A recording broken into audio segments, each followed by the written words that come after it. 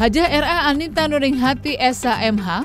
lahir di Klaten 28 Juli 1963. Istri dari Bapak Haji Insinyur Sigit Wibowo ini telah dikaruniai 2 orang anak dan 4 orang cucu. Beliau mengawali karirnya sebagai pengacara dari tahun 1993 hingga tahun 2009. Sebelum memutuskan untuk terjun ke dunia politik. Karir politiknya diawali dengan bergabung ke Partai Golongan Karya yang mengantarkannya menjadi anggota DPRD Provinsi Sumatera Selatan masa bakti 2009-2014, 2014-2019, dan kini menjabat sebagai Ketua DPRD Provinsi Sumatera Selatan. Beliau berpendapat wanita memiliki kemampuan yang sama dan dapat diperhitungkan dalam semua peran. Tentunya dengan tidak melupakan kodratnya sebagai istri dan ibu bagi anak-anaknya. Dan saudara, inilah sang Sri Kandi politik dalam Bukan Basa-Basi. Assalamualaikum warahmatullahi wabarakatuh. Salam jumpa pemirsa TVRI Sumatera Selatan dimanapun Anda berada. Ya, bagaimana kabar Anda hari ini? Senang rasanya saya Wima Yasir Rustam kembali hadir menjumpai Anda dalam Bukan Basa-Basi. Kali ini kami akan mengajak Anda untuk mengenal lebih dekat dengan Ibu R.A. Anita Nuringhati, Ketua DPRD Provinsi Sumatera Selatan. Ikuti kami dalam Bukan Basa-Basi. Assalamualaikum. Waalaikumsalam warahmatullahi wabarakatuh. Apa kabar Mbak Wima? Alhamdulillah baik. Alhamdulillah nih mau berkunjung ke rumah kediaman saya sebagai Ketua DPRD. Akhirnya bisa menjumpai ketemu. Iya, betul sekali. Sudah sangat lama kita berjanji. Hari ini kita wujudkan janji saya untuk ketemu dengan Mbak Wima. Ayo silakan Mbak Wima. Terima kasih Bu. Ini ngomong-ngomong mengganggu waktunya nggak ini Bu? Enggak juga, untuk Mbak Wima selalu saya siapkan. Waduh, terima kasih sekali. Ya, silakan duduk. Ya, alhamdulillah sampai juga setelah sekian lama reschedule ya Bu ya.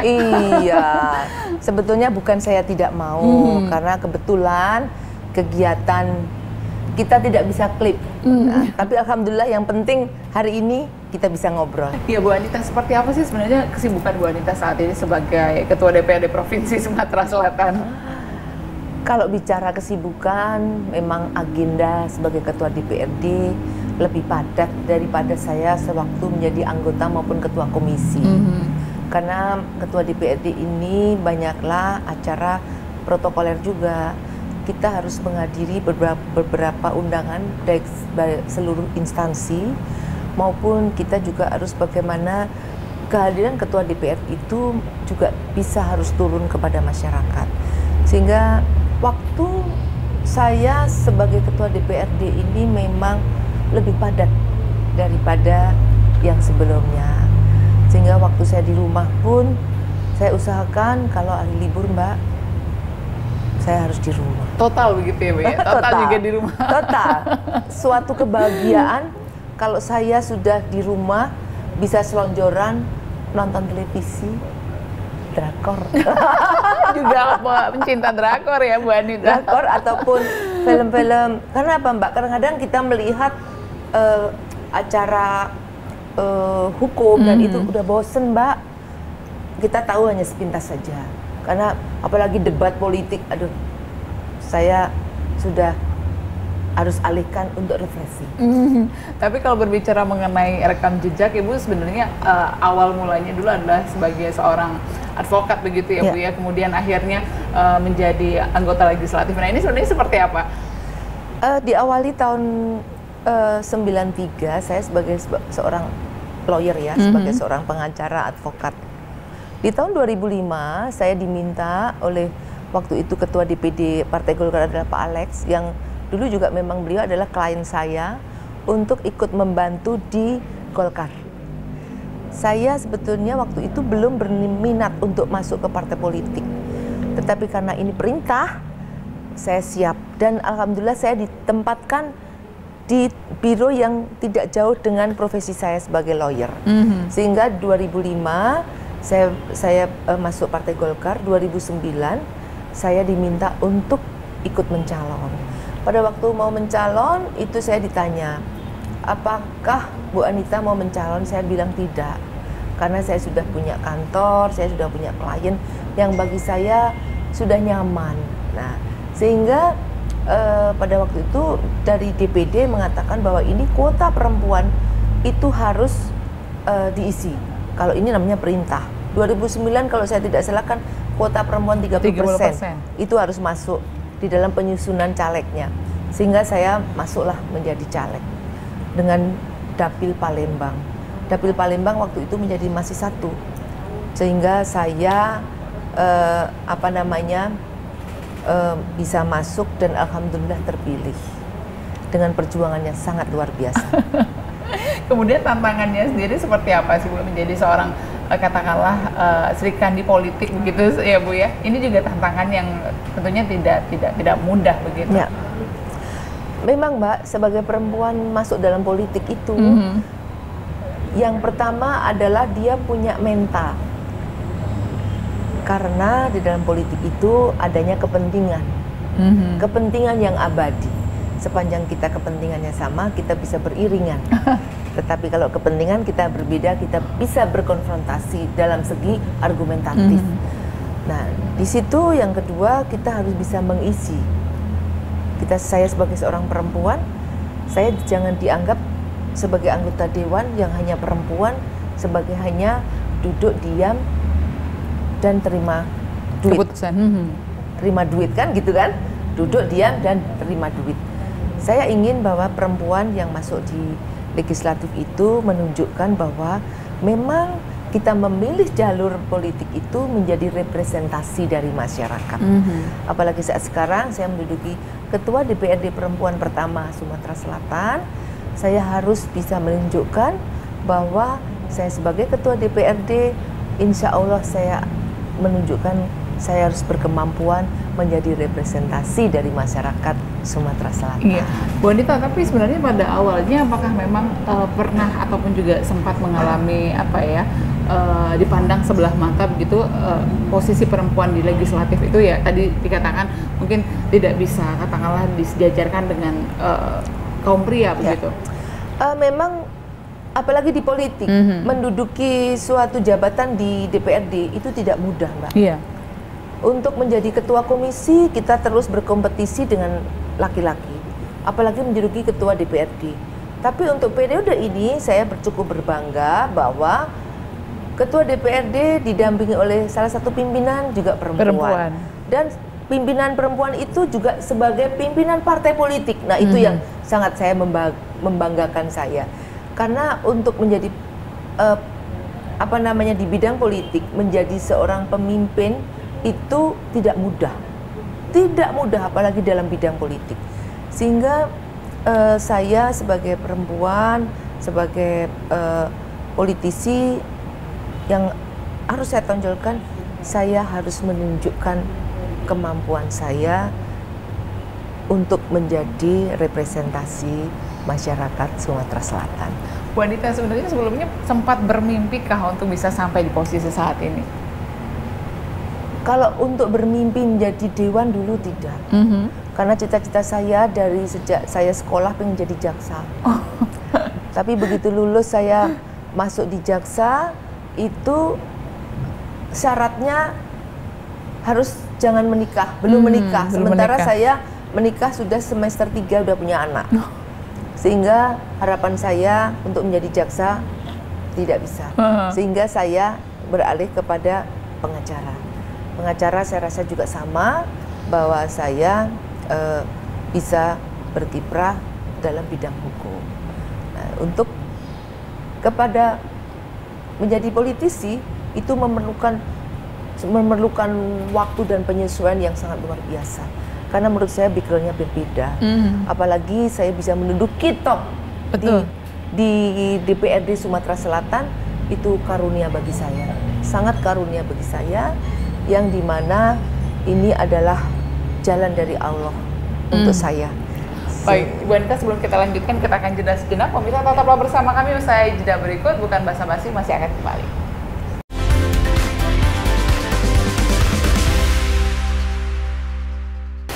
Terima kasih Anda masih bersama kami dalam Bukan Basa-Basi. Bu Anita, ini kita saat ini sedang berada di ruang apa ini ngomong-ngomong? Ini sebetulnya ruang santai sambil ada sepeda untuk kalau pagi-pagi ingin sepeda goes di rumah. Tapi masih punya waktu untuk exercise seperti itu, Bu Anita? Harus, tapi yang sering pakai anak saya. Karena kita berusaha bagaimana ada space, tidak hanya monoton ya di tempat yang saya selalu dilingkungi oleh kursi ruangan. Saya ingin suatu ruangan yang di sini saya biasanya baca koran pagi dan ini di sini karena dengan ruangan terbuka, apalagi saya bisa melihat ikan-ikan walaupun tidak banyak, tetapi bisa sedikit untuk refreshing buat saya di rumah. Ibu Anita ternyata hobi juga mengkoleksi tanaman hias gitu ya, Enggak Bu ya? juga, hanya yang penting perempuan tidak bisa dipisahkan dengan tanaman dan bunga.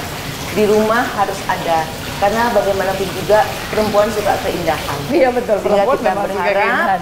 semua perempuan kalau senang dengan keindahan akan membuat nyaman di kediaman masing-masing. Iya betul. Iya. Apakah di sini juga tempat biasanya mencari inspirasi, kemudian juga apa ya, mendapatkan mungkin ide-ide begitu? Kalau inspirasi bagi saya di semua perjalanan bisa Mbak, sambil duduk, sambil ini, sambil itu. Karena bagaimanapun juga saya sebagai ketua DPD harus mempunyai inovasi untuk saya bisa turun ke masyarakat seperti apa yang diinginkan. Sehingga tidak semua tempat bagi saya adalah nyaman. Tetapi di sini adalah salah satu tempat yang saya bisa melihat ikan, ada suara bunyi air, itu sepertinya agak meluruhkan penat dan lelah. Iya betul. Ini juga mungkin menjadi salah satu rahasia awet muda dari seorang Ibu Anita. Kalau bicara awet muda, semuanya kembali kepada hati Mbak. Mbak Wima bilang, apakah Ibu Anita begini-begini? Alhamdulillah ini karunia dari Allah Subhanahu wa Ta'ala yang selalu saya syukuri. Kata Mas kameramen tadi, yang jelas Bu Anita itu selalu senyum. Alhamdulillah. Tapi tidak senyum sendiri ya Mas ya. Karena senyum sendiri saya takutnya nanti dipretensikan beda. Bahwa kita hidup itu memang harus mensyukuri. Dan senyum, tertawa, terbahak itu salah satu olahraga. Dan meningkatkan imun loh saat sekarang. Saat sekarang ini meningkatkan imun dengan ketawa terbahak-bahak itu enzim kita semakin kuat. Ya. Itu Mbak Wima. Bu Anita, kalau berbicara mengenai apa ya peran Ibu sebagai seorang ketua DPR di Provinsi Sumatera Selatan, membawahi tidak hanya kaum wanita tentunya, anggota juga mayoritas adalah kaum laki-laki. Ya. Ada kesulitankah dalam komunikasi? Di awal memang kita menyatukan ada 9 fraksi, di mana 9 fraksi itu terdiri dari berbagai partai politik yang berbeda kepentingan dan backgroundnya. Saya sebagai ketua DPD mencoba untuk berdiskusi, berdialog dengan mereka. Karena bagi saya yang paling penting, saya sebagai ketua yang harus saya pegang adalah saya harus terbuka, saya harus transparan. Dan yang paling penting, saya sebagai perempuan, saya harus mengayomi. Sekarang saya dianggap ibu oleh mereka, dan namanya ibu harus berkorban, harus mau begini begitu untuk anak-anaknya. Nah ini yang saya pegang, yang saya ingin mencoba terapkan, walaupun tidak mudah untuk menyatukan suatu visi, itu tidak mudah Mbak. Tapi saya ingin mencoba terus-menerus bagaimana peran saya sebagai perempuan bisa diterima di semua fraksi maupun semua lingkungan. Apakah ini juga mengartikan bahwa sebenarnya perempuan memang harusnya dipandang itu tidak sebelah mata, semua perempuan itu sama begitu? Apakah ini juga menjadi salah satu motivasi juga yang bisa diberikan kepada pemirsa di rumah? Saya sampaikan bahwa perempuan yang berkiprah, tunjukkan bahwa perempuan mendapatkan suatu amanah itu bukan charity, bukan belas kasih. Tetapi perempuan yang ditunjuk adalah perempuan yang dianggap mampu, punya kemampuan. Jadi itu harus kita tunjukkan bahwa kita diberi amanah itu bukan hanya hadiah ya Mbak ya. Sehingga sekali lagi perempuan yang berprofesi apapun tunjukkan kemampuan. Saya kadang-kadang sangat sedih kalau perempuan hanya dianggap sebagai penghias meja. Kenapa saya bilang penghias meja? Kalau nggak sekretaris, resepsionis. Makanya saya selalu turun ke perusahaan-perusahaan yang saya tanya pertama kali adalah berapa persen perempuan yang ada di pekerja di sini. Selanjutnya, berapa persen yang menduduki duduk manajer. Nah, ini saya ingin juga bahwa 30% itu tidak hanya terbatas dalam tulisan. Itu hanya juga diimplementasikan. Untuk di DPRD, alhamdulillah untuk periode ini sudah meningkat. Tapi juga untuk di pemerintahan, saya juga bersyukur kepada Bapak Gubernur menunjuk beberapa perempuan untuk menduduki sebagai OPD-OPD. Sehingga kita kaum perempuan sudah saatnya kita tunjukkan bahwa kita mampu untuk mengemban amanah. Iya, jadi memang Bang, ini juga menjadi salah satu motivasi bahwa memang perempuan ini harus layak juga untuk diakui ya Bu Anita ya. Ya, Bu Anita, kalau berbicara mengenai Provinsi Sumatera Selatan, menurut Ibu apa potensi nantinya ke depan yang bisa diraih lagi prestasi di Sumatera Selatan? Kita bersyukur bahwa kita sudah bisa membuktikan tahun ini kita kembali mendapat predikat BTP dari BPK, di mana ini adalah kerja pemerintah Provinsi Sumatera Selatan untuk menunjukkan kredibilitasnya dalam pengelolaan pembangunan. Tentunya masih banyak PR yang harus kita laksanakan, karena dengan predikat BTP bukan akhir untuk berprestasi. Prestasi-prestasi sudah banyak yang dimiliki oleh Sumatera Selatan. Kita bersyukur, saya bersyukur bahwa Sumatera Selatan semakin hari pembangunan semakin sangat luar biasa. Adalah provinsi yang pertama mempunyai Jakabaring Sport City. Tidak ada provinsi lain yang mempunyai itu. Provinsi yang pertama kali punya LRT. Walaupun sekarang Jakarta sudah, tetapi Sumatera Selatan adalah yang pertama. Sehingga kita masih harus meraih lagi untuk mewujudkan pelabuhan laut Tanjung Carat. Iya, sebelum kita lanjutkan kembali pemirsa, kita akan jeda sejenak. Tetaplah bersama kami usai jeda berikut, bukan basa-basi masih akan kembali.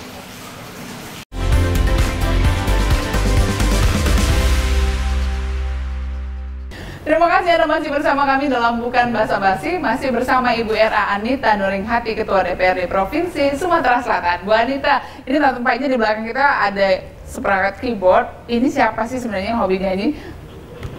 Saya bersyukur bahwa di dalam rumah saya, suami, anak-anak, cucu itu hobi musik semua. Oh ya? Ya, anak saya semua bisa pegang baik keyboard maupun piano. Cucu saya sudah mulai bisa pegang piano.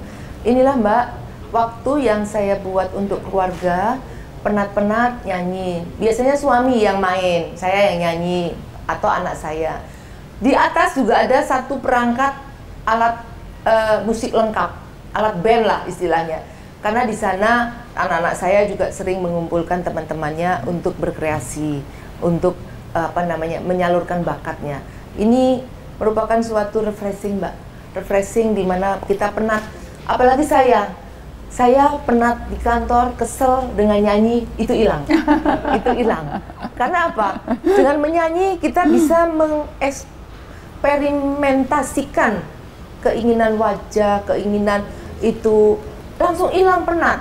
Malah ada teman saya mengatakan, dalam pertemuan, Bu Anita lebih baik nyanyi daripada suruh makan. Memang benar, daripada aku makan, lebih baik aku disuruh nyanyi. Gitu. Daripada aku disuruh foto, lebih baik saya disuruh nyanyi. Walaupun suaranya ya suara namanya suara penyanyi kamar mandi lah. Tetapi saya bisa menghibur diri sendiri. Menghibur diri sendiri dan menghibur orang lain yang mendengar, begitu ya Bu ya. Jadi memang menurut Bu Anita, berbagi waktu bersama keluarga ini menjadi salah satu obat ya Bu ya. Obat untuk menghilangkan stres, kemudian juga menghilangkan kepenatan. Arti keluarga bagi Bu Anita itu sebenarnya seperti apa sih? Keluarga adalah di mana kita pulang dalam kedamaian, pulang dalam kesejukan, pulang dalam keceriaan. Kita sama-sama penat. Waktu suami saya masih aktif, kita sama-sama penat. Di rumah inilah tempat kita untuk tidak membicarakan masalah pekerjaan. Makanya jarang saya sebetulnya menerima tamu tentang pekerjaan di rumah. Karena di rumah adalah tempat saya dan keluarga untuk bersantai. Membahas pekerjaan cukup di kantor. Nah, bagi saya keluarga adalah di mana tempat kita bisa berbagi. Di meja makan ini Mbak, itu waktu puasa saya bisa pergunakan 2 kali. Kalau biasanya hari-hari biasa hanya makan malam saja, saya cucu anak-anak harus wajib makan malam bersama. Disitulah tempat kita berdiskusi. Kalau kemarin puasa itu bisa 2 kali, 2 pagi subuh, sahur dan buka puasa. Udah waktunya. Iya, menjadi seorang yang berkarir di dunia politik seperti Bu Anita menjadi Ketua DPRD Provinsi Sumatera Selatan, tentunya punya banyak sekali waktu yang harus dihabiskan di luar begitu ya Bu ya. Tentunya harus mendapatkan dukungan dan juga support yang luar biasa dari suami. Seperti apa Bu Anita? Alhamdulillah Mbak, saya mempunyai suami dan anak-anak keluarga yang sangat mensupport karir saya. Baik saya sebagai lawyer, sehingga saya sampai masuk ke DPRD sampai dengan saat ini. Karena semua profesi tanpa dukungan keluarga tidak akan bisa berhasil. Untuk itu, Mbak, momen ini saya juga menghimbau kepada seluruh para suami nih tentunya.